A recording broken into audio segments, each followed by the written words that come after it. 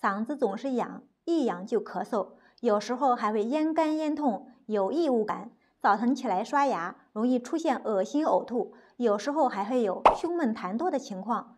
这是怎么回事？又该怎么办呢？大家好，我是年轻的老中医朱医生。如果你出现了上面的那些情况，那你就可能有慢性咽炎了。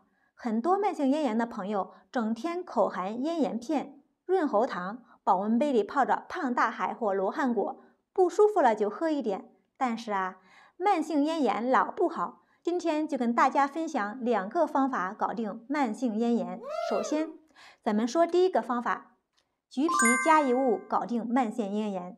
咱们知道，慢性咽炎很多时候和我们的情绪有关，尤其是情绪不好的时候，嗓子的那种不舒服的感觉就更加明显了。这是因为肝气郁结在我们的嗓子处了。这里用橘皮呢，可以疏肝理气。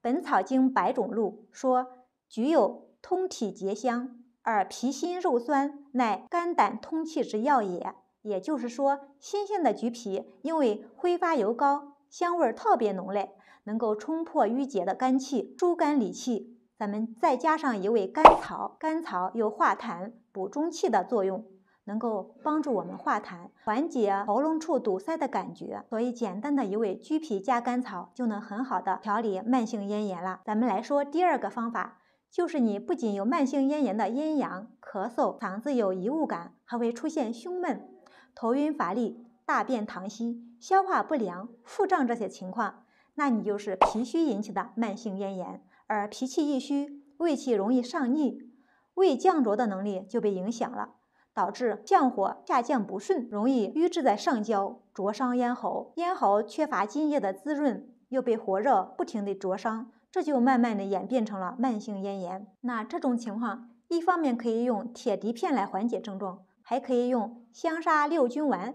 益气健脾来解决引起慢性咽炎的根本原因。今天关于慢性咽炎就和大家分享到这里。如果你觉得这个视频不错，也可以长按点赞，另外分享到你们家相亲相爱一家人的群里，让家人朋友看到。